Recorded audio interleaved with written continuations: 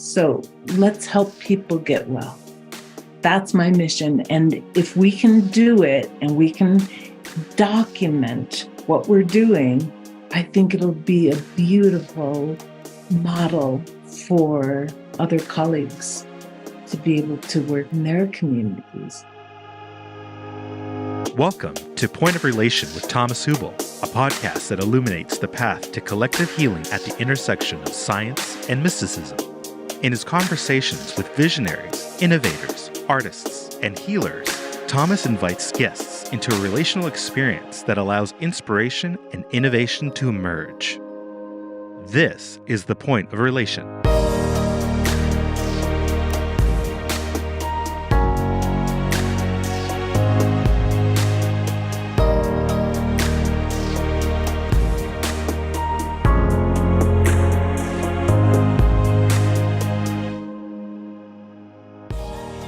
Our guest for today's episode is Ruby Gibson. A woman of Lakota, Ojibwe, and Mediterranean descent, Dr. Gibson has spent the past 40 years dedicated to the craft and science of historical trauma reconciliation, cultural healing, and generational well-being amongst Native and Indigenous peoples. Dr. Gibson developed the transgenerational trauma recovery model, Somatic Archaeology, and is the author of My Body, My Earth, the practice of somatic archaeology, and My Body, My Breath, a tool for transformation. We hope you enjoy this conversation. First of all, I'm very grateful that you made the time for us and that we can have this exciting conversation. I'm looking forward to it, and I have many questions or interests, so I'm happy you're here. So first of all, welcome. Thank you. Thank you for having me. And when you hear ancestral healing, maybe you can frame for us a little bit, I don't know, your view on that, what you hear, how you experience that, what is the world of ancestral healing for you, just to dive a bit with you into your understanding. And then let's see how we emerge our conversation from there. But I'm very interested what ancestral healing, healing ancestral trauma in our lineage, how that shows up for you. What's your experience of it? How does it work in your understanding? All that, like your universe of it. Okay. I'll try to be as succinct as possible here. I don't refer to it as ancestral healing because the healing is really not of the ancestor, it's of the person. I call it historical trauma recovery or, something along those lines. But I can understand that catchphrase that has come. I've been doing this work for 35 years, doing historical trauma work. And, it's been a fascinating experience, especially within our community. So our community is in Rapid City, South Dakota, and we have we work on the Pine Ridge Reservation, and it's probably the poorest county in the United States, and it's a horrible life and way to live. It's very challenging. There's good aspects about it, but our goal is the future of Native wellness. So I look at it as a medicine that can help us reorganize wounds within ourselves or wounds within a culture in order to step forward. So I developed something called somatic archaeology, and that's what my book is about, and my primary work is all about that. And it has been a spiritually driven work, and we're able to raise funding so that we can provide these services to our relatives in that area, because they are very, very poor. It's the poverty level so low. So we raise money, and then we train and teach people, and then they go out into their communities and they do the work. So we're kind of like Johnny Appleseed, planting lots of seeds everywhere, hoping that our vision of a different future for Native wellness will come. So I always begin by saying that I appreciate and honor all my relatives and those who've come before me and the ones who come after me, that I stand at a bridge, like an apex. And when I stand here, I have 7 generations behind me, 7 generations ahead of me, and I'm right here in the middle. And it's such a potent place to be. From this place, we can affect what's happened and what will happen. We have so much power that we don't even know or know how to utilize or can conceptualize. So the body has been my greatest teacher, and the land. So I'm not sure if I'm going the direction that, but I can keep sharing a few more things. Oh, please do. It's fascinating. I'm fascinated. So and I love the transmission that you transmit into the space. So please keep going. Yeah, that's very good. Mm-hmm. When I was 13, I started to do healing work. And the very first thing that happened to me was I was riding my horse home from work. And I was going through a meadow, and the horse came upon a deer standing in the meadow, just one single deer. And the horse stopped, and I looked at the deer, and she looked straight at me and said, "Please don't eat us. It's not your way." And I said, "Okay." And I haven't since that day eaten a piece of meat. And so that was 50 some years ago. And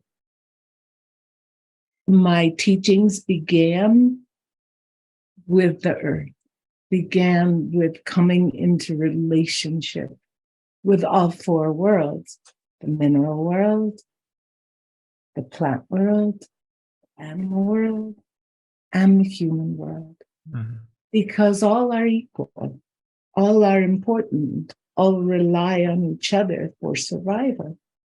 So when we think of ourselves, we think of the great circle of life that's around us, and we think of all the components: what's beneath us, what's above us, what are we dancing in. And we use the sacred medicine wheel from the Lakota traditions, which I'm Lakota and part Ojibwe, and also part Italian or Spanish. I'm not sure. I'm a mixed blood woman, and it's since I was 13, my journey has been all about healing. And I became a licensed massage therapist, and I didn't want to have to box myself into a university or a college because they weren't teaching me what I needed. So I started teaching or studying with medicine men.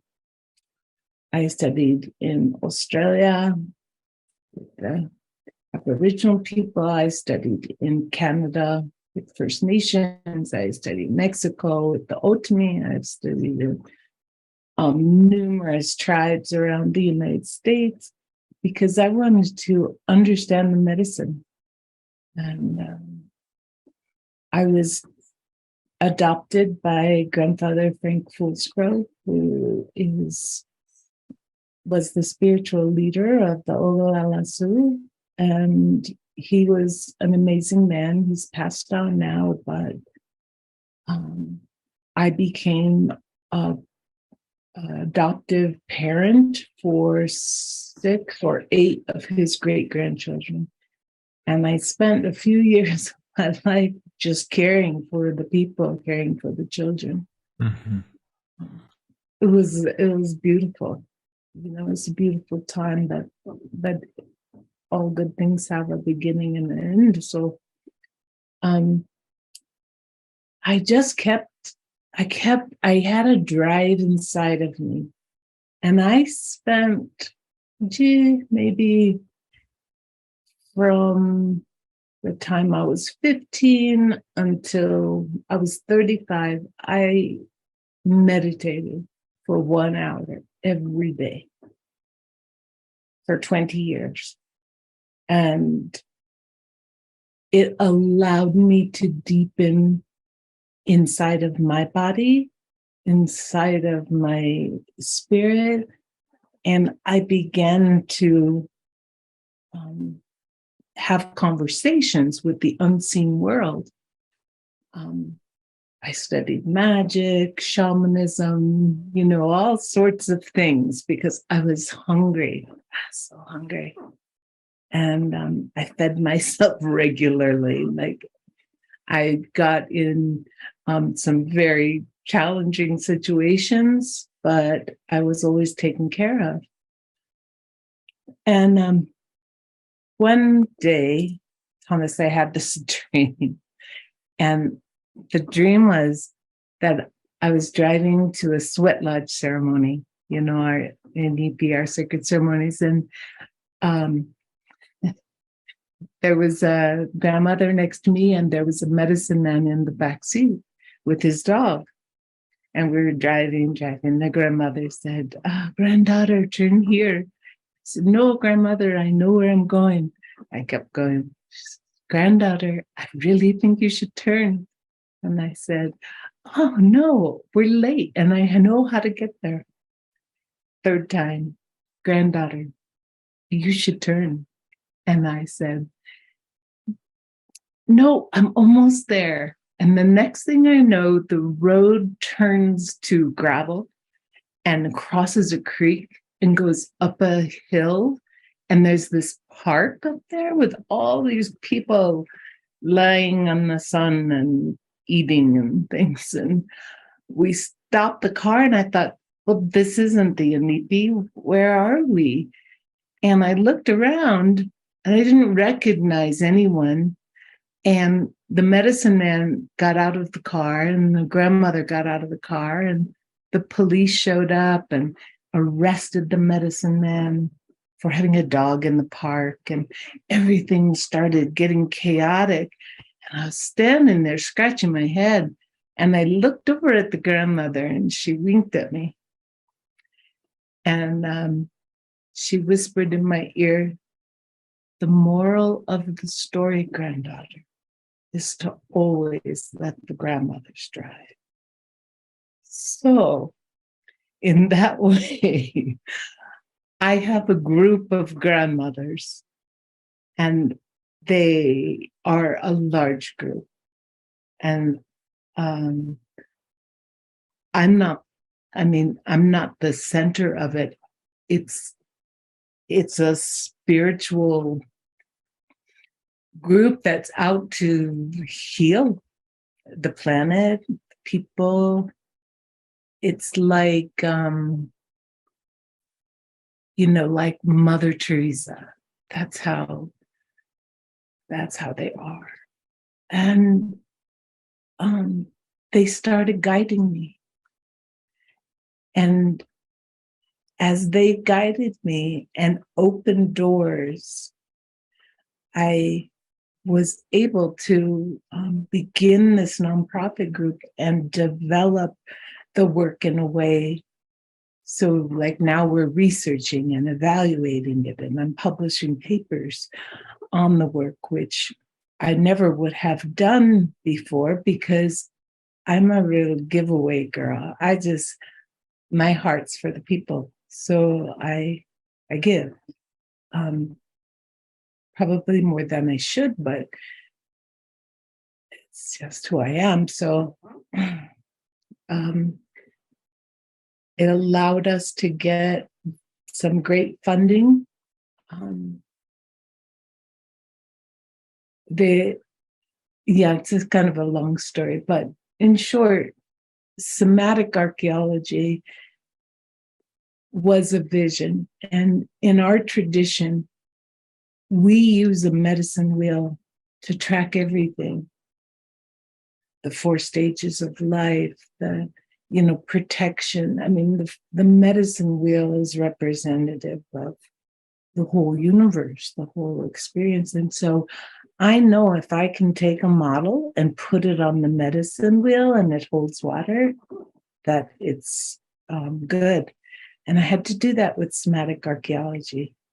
I had to start taking the steps because as I was doing massage, I would find someone would feel better and then they would come back with the same pain. And so I would say, well, what's under that? What's under that? What's under that?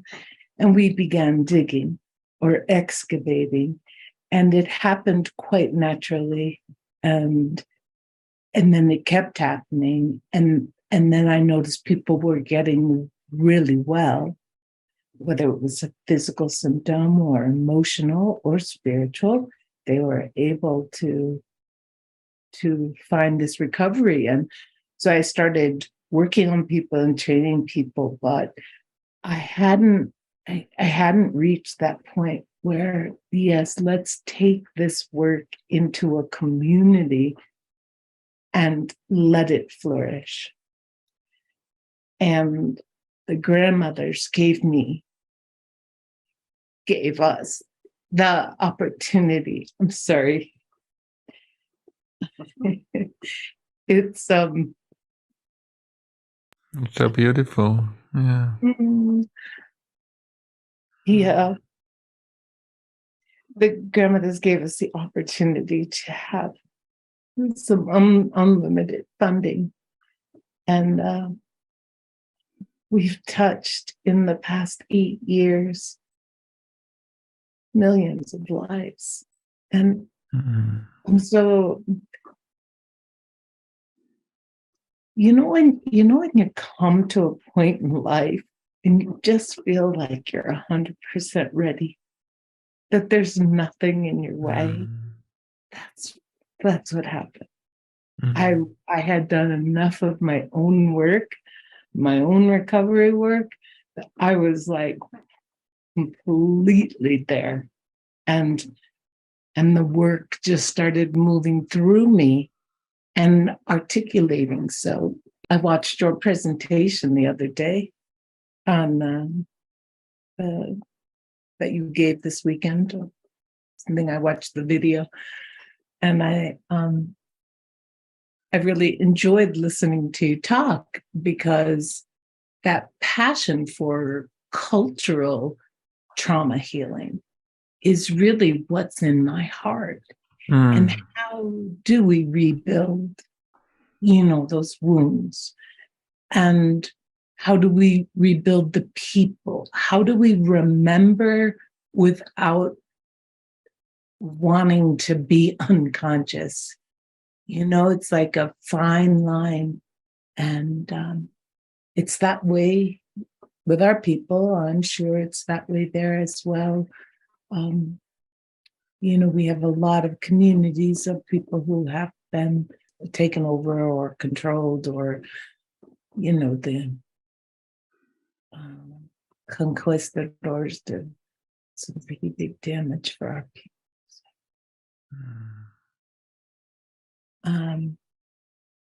Anyways, it's been a long journey, and I'm happy to be at this place in my life right now. Because now I get to write and think of bigger things. So we're gonna open a historical trauma recovery center. Oh, wow. In Rapid City as our first, prototype, and then we'll see how the people do, if we can maintain our funding. And it's I can see the transformation. I can already feel the potential of it. So It's so lovely. First of all, I deeply enjoy your transmission. Like what you transmit when you speak is so beautiful. And it touched me also. Like two things to underline that I hear when I listen to you. One is when you said when you do enough in a work that there is a point, or you experienced a point when you started to ride the wave, like when it's like the energy takes over and the limitations are not anymore the strings that feel like a limitation. I think that's a beautiful description. So I just want to underline what you said, is that it touched me. And the other one is also when you speak about the grandmothers, I feel your deep connection and how it touches your heart and how you transmit that. It's really beautiful. And it's a beautiful honoring also of, on the one hand, the collective, but also the lineage is so much in it when you speak. So it's very honoring and respectful and deep. So thank you for that. And I also like your the spark in your eyes when you speak about the bigger vision. That's so beautiful, because I think we need that to grow into, and then it's lovely when you speak about it. And I will come back to the bigger vision in a moment. I would love to also, for everybody listening to our conversation, I would love to hear a bit more, because I'm very interested in different ways of doing the digging that you said, because I'm very passionate about digging. And so like the revealing layers of the archaeology, the somatic archaeology, maybe you can speak a little bit about how you do that, or how the process looks like. And I think that's going to be very interesting for us to get your transmission on that. there are 5 steps to somatic archaeology. It's really simple, because I don't think trauma is hard to heal. Not if you have the right tools. It's like getting over a bump in the road, The first step is I notice. And that's the whole wheel. Noticing yourself 360 degrees. What's happening inside? What's happening outside? Where's the most tension? What are you holding? We just kind of do an overview and intake and get a sense of the history. And sometimes we do a timeline at that period where here you are when you were born, here you are now. And then we kind of track all those things, because I've experienced that people have bundles of trauma, and teasing them apart helps them to resolve it, because sometimes the way that we bind our trauma in our body is for safekeeping, but there comes a time when it's no longer useful. So we notice. And so if someone says, well, I notice that I keep getting the stomach ache, or I have anxiety, my solar plexus. Okay. Take a few deep breaths in to that area. And we do this thing that I call breathe, ground, settle.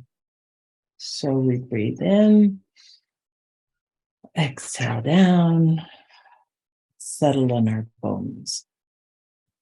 I teach this in grade school. The kids love it. We Mhm. breathe, ground, settle. Usually we do things 3 times because 3 is the number of creation. Huh? 1 is the seed, 2 is the root, and 3 is the flower. So we want something to flower. We say it 3 times. Anyway, as we look at that person, they're having this pain here. We take 3 deep breaths. And then I ask them to feel from the inside out. What do you notice? What do you sense in there? What's around it? And we get into the step 2 of I sense. And it's the language of the body, because our body doesn't speak in English or Spanish or anything. It speaks in sensation.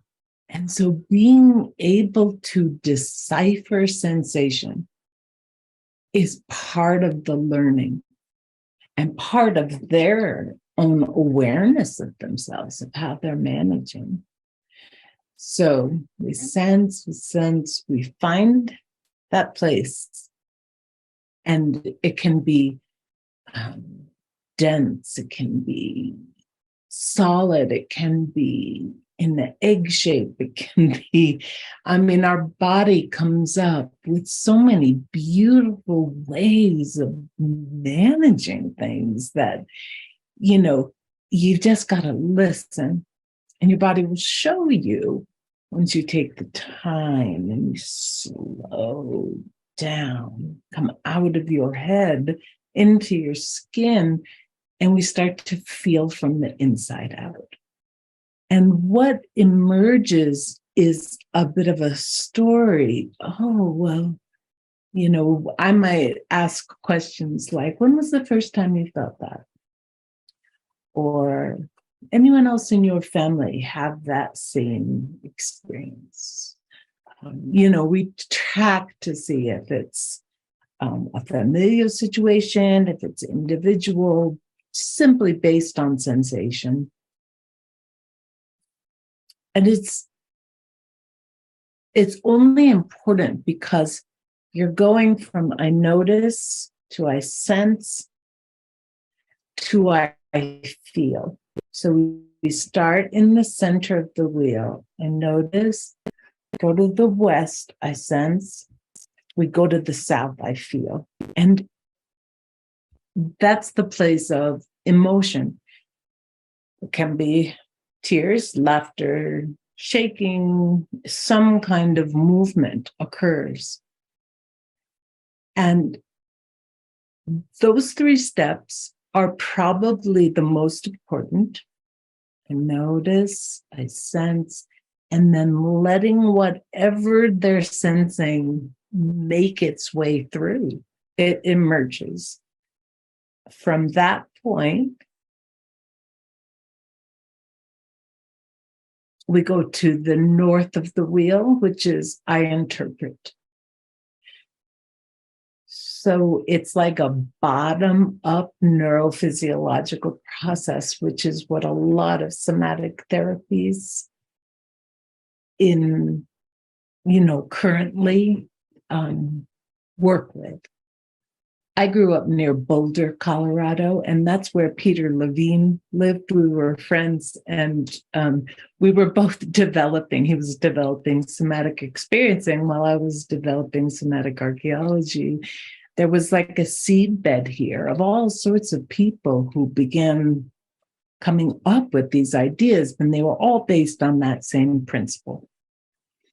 So if you understand the body's neurophysiology, it's going to help you watch and track what changes in that person. And so for me, it's a lot about being present and maybe giving little guidance along the way. But once you notice, you sense, you feel, and then all that energy comes up into your head and you're like, oh, that's why and you start analyzing and kind of putting it into place in your mind and in your life. And then the last step is called I reconcile. And reconciliation is so who are you when you're no longer carrying that baggage? And then we help them dream forward, through the pineal and start to envision who they are when they're not holding something or feeling anxious or in pain. Who are you when you're free from that?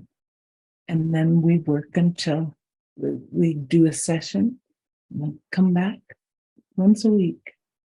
It takes 7 days or 1/4 of a moon cycle to clear out all of that energy that got released into their energy field.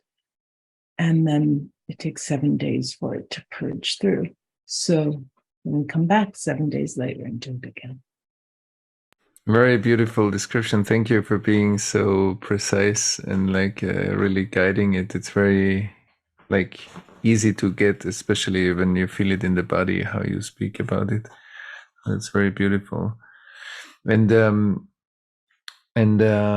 when you now transition back so that's something that we do in our individual or personal, however we call it, experience.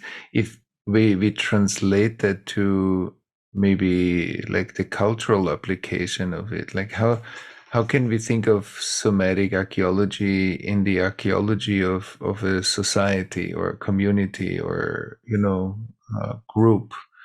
Is there an equivalent in your work? Do you do this with individuals or also in group spaces, or for the cultural trauma archaeology?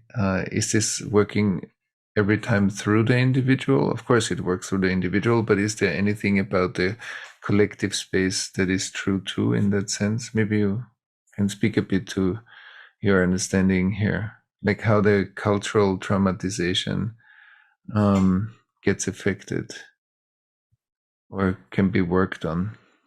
Okay. We have 3 wheels: the wheel of suffering, the wheel of healing, and the wheel of transformation. Mm-hmm. So this is what I was sharing with you. I notice, I sense, I feel, I interpret, I reconcile. And what do you notice now? Mm-hmm. That's one session. That's another session.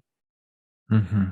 So it's, I wanted to keep it very simple. You also spoke about the bigger vision of your center and how the work's expanding. How does cultural transformation happen in your understanding, or how do we work also on cultural traumatization, the trauma we all have been born into in our societies and that shaped us, that conditioned us, that we are looking through, that we often even don't notice at first because it's so normal or so regular. And we need to, as you described your own spiritual journey, and it takes a detoxification process or a cleansing. And maybe you can speak about whatever comes up in you when you hear me speak about it, how this lives in you and in your work. Our cultures, probably all, I think we have 360 tribes in the United States. And all those different cultures are so hesitant sometimes to share or to expose themselves. We have been under duress for 500 plus years, and there has never been any normalization. And, it's poverty is devastating. Housing is terrible. Diet, ceremonies are good. Lots of alcoholism, meth use, and drug use.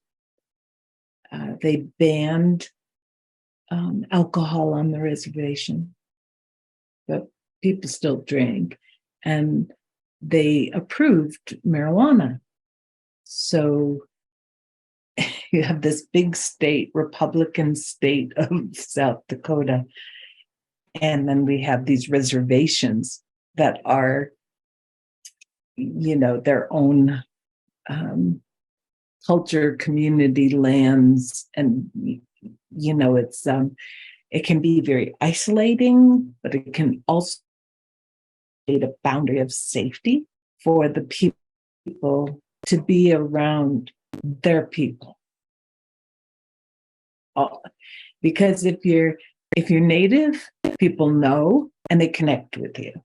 Because there's, we've all gone through so many changes. The tribes that were once warring with each other are now having, have had to learn to come together, because it's really survival of a pool of people that's, weak. And so we have some very strong elders and helpers, but what we have is a group of youth. They have the highest suicide rate in the United States per capita. And I spent one entire year at a school where they only had 100 Native kids. And out of that 100 Native kids, I think 20 had committed suicide that year. And there was no help, and it was a really, really bad situation. I dropped everything. I went to Montana and I worked there. I wrote a grant, got them a counselor or two counselors, and I started working with the kids. I started changing the culture of the entire, identification of the teachers, who are trying to deal with all this because they had no counselors. And at the end of the year, when graduation came in May, that year that I was there, we only had one suicide. And it doesn't take that much. I know how to do it, or the grandmothers know how to do it. And I've been very, very successful with youth suicide. So we work a lot with kids because they're our future, and because they need help. They don't have too much to look forward to. And a lot of their friends commit suicide. And then everybody's grieving, and then it's a rough place. There's gangs and, all sorts of things going on, but there's also such beauty. I mean, it's just incredible how beautiful the people are and how they use laughter as a way of dealing with their grief, and how we come together at ceremonial times, sun dances, and ceremonies. That's so important. I see so many people doing work, but without helping someone to really embody their spirit. It seems to be off in a different dimension or something. But my doctorate is in theology and psychology. And I've studied all the world religions.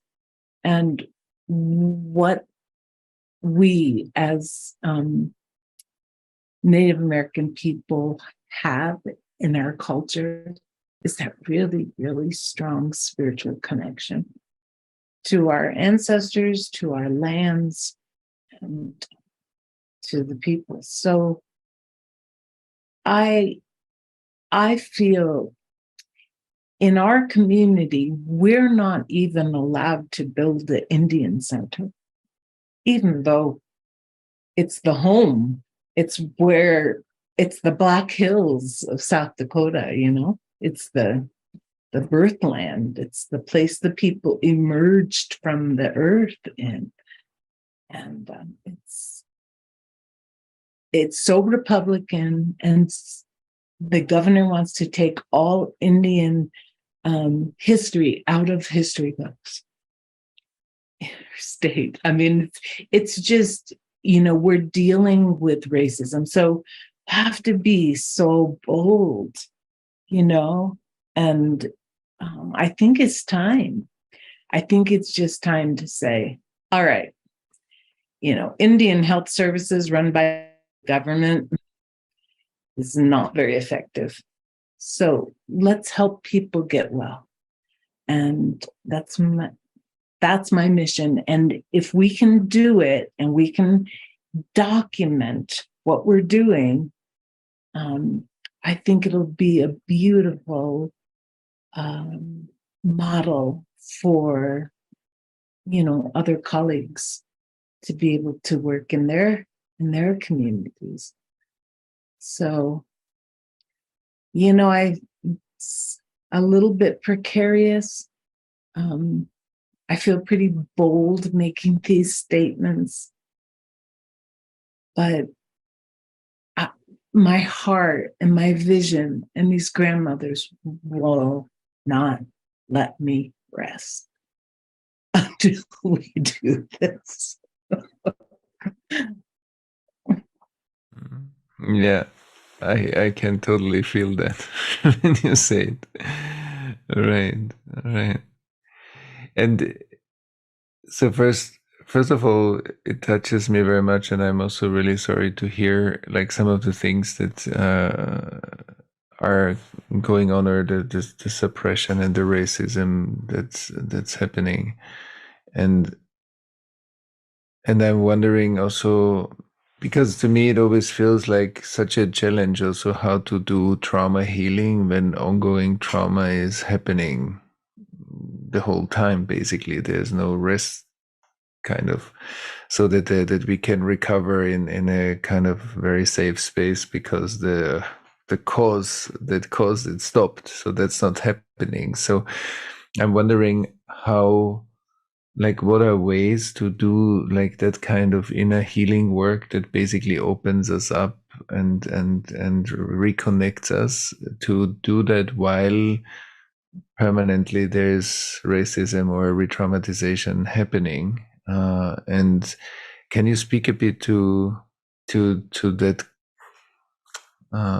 Because I think it's very important to, because there are different, you know, you can do trauma work in places where the traumatization stopped and you're dealing with the aftermath, or we need to deal with the historic trauma while the traumatization is going on, which is much more complex. And so maybe you can speak to us a bit of your experience of how to do that well, or maybe also what can not go well when we start opening traumatizations while it's still going on.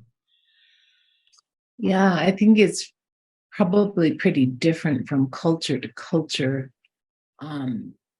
You know, in our lands, we say, today's a good day, I'm above ground. You know, I mean, it's kind of survival based. There are people who are very functional and very healthy and doing great things. And then there's a lot of people who are really suffering. And when I first started there, opened the Freedom Lodge, our nonprofit group there, I started talking about historical trauma,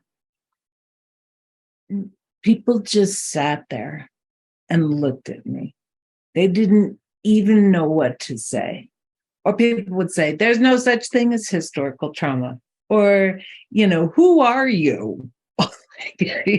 I mean, it was difficult to get it past the adults, specifically because we have a lot of Anglo teachers on the reservation, which is always kind of contrary in some ways, but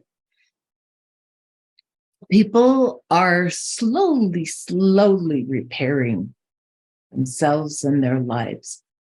But it's the kids who have come into all the kind of mud and muck of all that history, from, just everything. I'm not going to go into it, but probably like age 10 to 20 is where I think transformation can happen within our community. And if you get the kids involved, the parents will get involved. If they're not in jail, we have a lot of our men are in jail. Huge, disproportionate amount in South Dakota, but there's a lot of women who run their families and raise their kids. And we have a word, it's called tioshpe, and tioshpe means the bigger family, like not just mom and dad and kids, but all the relatives, all the, uncles, aunties, and, the tioshpes are big.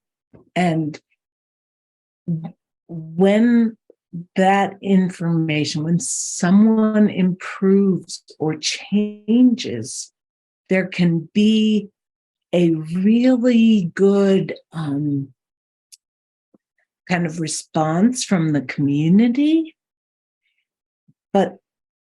And this comes from trauma.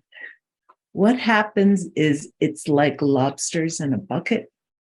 As one person climbs up to get better, the rest pull them down as they're trying to go. So people are shamed for getting better sometimes. And that, for me, is the crux of the issue we have here. I don't know as in depth in other communities, but to me, everything you said so far makes a lot of sense. Like everything lands very clearly in my body, and I can resonate with every word you're saying. That's why I feel very connected to many things, from the work that you do to the collective work. It makes a lot of sense. Also this, like, sometimes on the one hand, this loyalty to the trauma, and when we get better, like what happens in the person, but also what happens in the community, that dynamic I think is very interesting to look at. And then also, like, what we sometimes feel is the hierarchy of trauma between different communities or different populations, who like the scarcity at the base of trauma, like the lack of so many things that creates this vacuum. And so I'm always looking how we can create spaces to embrace that vacuum and bring generosity into the deep felt sense of scarcity that comes with ongoing and collective traumatization. And I see this also in, as you said, because you asked if that makes sense, also how it's in other communities. I have experienced that also with the healing, like climbing out and pulling down. I have seen this in different places. think that's a very interesting dynamic to look at what is actually on a deeper level happening there. Yeah. So If you're, everything. Sorry, go ahead. if you're stuck, you want everybody to be stuck with you. Mm, mm, It's, I don't know, it's a twisted way of thinking, but that's what trauma does, you know. mm, And again, not everyone's like that. We have some really healthy and dynamic and kind of like fighters in our community. They're they really want to improve, but we don't want help from the outside community. mm, So, you know, it's people come and they try to do things, but if we can build it in house, it's going to make a big difference. And rather than dropping in and doing a little workshop for kids on trauma and then leave. exactly. No, I know exactly. Yeah, yeah. That's why, like when I heard your vision and I felt how your spirit lit up when you spoke about it, like that is so touching. That's why I said it at the beginning. That was a touching moment for me to listen to you, because I think that's so needed. And I think, to me, everything you say feels very, very aligned and connected. Also, the way you speak about it feels very embodied to me, and I can directly like receive without any mediated, complicated kind of interface. So this, yeah, I'm deeply touched by your work, and I'm so happy you're doing all you're doing, and I would be very happy to be in any way of support or connected and stay connected. I think you're doing a beautiful work. It touches me when I listen to you. Yeah. Yeah. When I was watching you, I had the same experience. And I was like, oh, he's on the same page. Yeah, right. Yeah, that's what I feel the whole time when I listen. Exactly what you're saying now. I felt also this deep resonance and and I think many things, how you describe the somatic archaeology work. I mean, that's very close to how I experience it too, and also this, yeah, very much so, and also the spiritual dimension that you bring in, and this deep respect for the lineage of spirit. That is very beautiful. I think in the especially in the Western modern world, I feel that there's something very precious has been lost when we don't respect that the lineages and the elders and where we come from. So this feels deeply touching to me. Been playing with this new idea of I call it blood and bones, and taking groups of Native women to some of the battlegrounds and burial sites of our people, and praying for them to cross over, because sometimes they just get stuck in that battleground, and then it makes the ancestors or the next generation stuck too. So it's for Mother Earth, because she's the one who's holding it. So we're looking to lighten her load, and as well to have a place for people to grieve and to just really kind of know they're doing a good thing and setting their relatives free. I think that has never been done at the scale that it needs to be done. I think people have done it in their own little communities, but there's still finding grave sites, especially of children. I mean, they just recently found a couple of them because children were put in boarding schools, in the forced boarding schools, and they would die and they wouldn't tell their parents, they'd just bury them. I mean, It's just the pain is so great, but the healing, the call for healing, so that we can be strong again as people, I think it can really change. Because, most Native people feel like they're the caretakers of the earth. I mean, that's our primary relationship is with our mother. And Mother Earth has a mother. She has a lineage too, right? And so, it's important to honor her lineage because her grandmothers and great-grandmothers are not very happy at the way we're treating their daughter. So we want to go to those places and just pray and ask for forgiveness and release the ancestors from those battlegrounds so that we can settle down. I mean, the cultural work piece is big. It daunts me.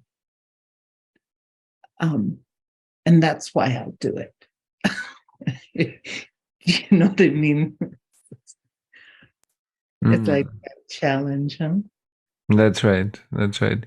And so important. I think, I saw this when in the first 20 years ago, when I started to work mainly in Europe and also in Germany after the World War and the Holocaust. And it's very similar to what you described. It's like how many kind of souls didn't cross over, and you can feel the depletion or the depression in the field. And it's very similar. We had very similar experiences to what you shared right now, and also how you feel the liberation when it opens up and it can start to move again, and it's moving on. So how it changes our life today, and I think I think that's very important cultural work.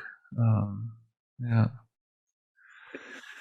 Well, I would love to do some kind of project or work with you. So just because it feels like we could support each other. Very much so. I felt it the whole time. So I'm happy you're saying this. I would love that too.